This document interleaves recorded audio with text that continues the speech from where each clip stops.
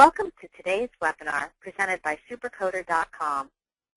Supercoder.com is an online coding solution offering Part A and B coding reference tools, resources, and not more than 30 specialty coding and compliance newsletters from the Coding Institute in one site.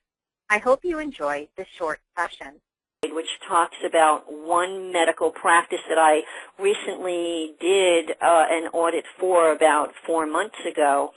I was brought into this practice because there was a Medicare auditor who had come to the building and was not only looking to pull records, but also wanted to see what other types of business activities were going on in the practice, and he wanted to see documentation of how those business activities were being conducted.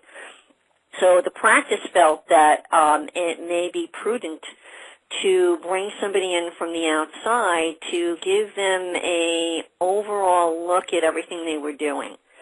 And interestingly enough, it brought out many things that I've been seeing in many practices that they do not realize are issues. And I thought we would use this as a case study and keep that in mind today as we go forward with the discussion.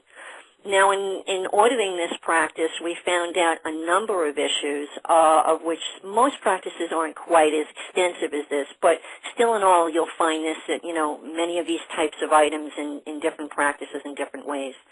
So the issues that we were identifying was not only the Medicare audit that was already in the building and many of the other auditors that were coming in, but we also found other problems, such as the fact that scripts were not locked down, that they were not accounted for, that there was no way to determine who had what booklet based on what number and how they were utilizing it or putting it down or turning their backs on it. There were also other issues we found out about, such as employees wanting to do a favor for a friend and sign and return a work form that was the doctor's signature, which they thought they were just doing a nice thing and, they didn't realize it was fraud. Freebies to patients, giving things away, which in the scheme of things is not a big deal when they're, $1 items. But in the overall scope of things, when you've got so many other issues going on, could potentially look like an inducement.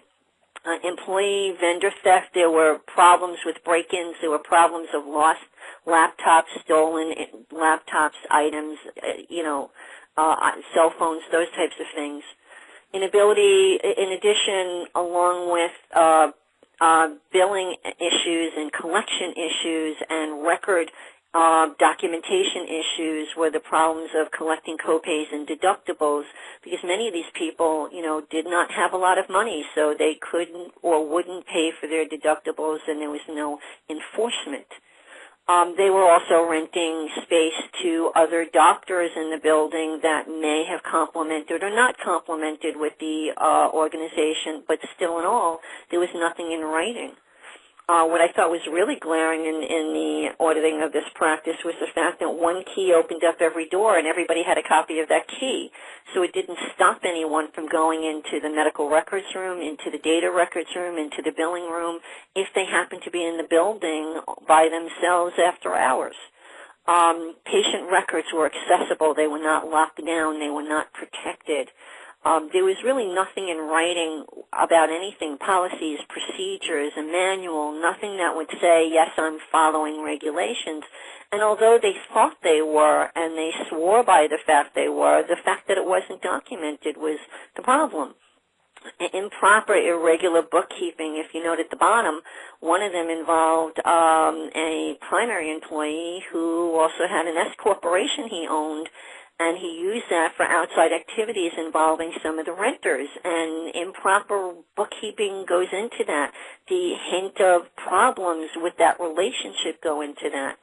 Never mind the fact that everything's flowing through him, and everybody's depending on him, and he's got tight control of everything to the point that if he were to take off for a week or two, he couldn't, because the organization can't function without him there. Even getting sick, they would call him at home. So these are examples of, some of the problems that you run into in compliance, and for that matter, in designing and structuring a well-designed organization that will do well and profit better. So I thought this was a great case study for you. If you go to the next slide, let's touch upon what the opportunities. These are not all of them, but certainly keeping in mind what I just showed you was an audit I did 4 months ago. You can then get an idea of what are some of the ways that breaches happen in any kind of organization, not just medical practices, but any business. There are lack of checks and balances. SuperCoder is the fastest growing online reference tool with more than 25,000 subscribers. Call 866-228-9252 to get a free product demo or sign up at supercoder.com for a 7-day free trial.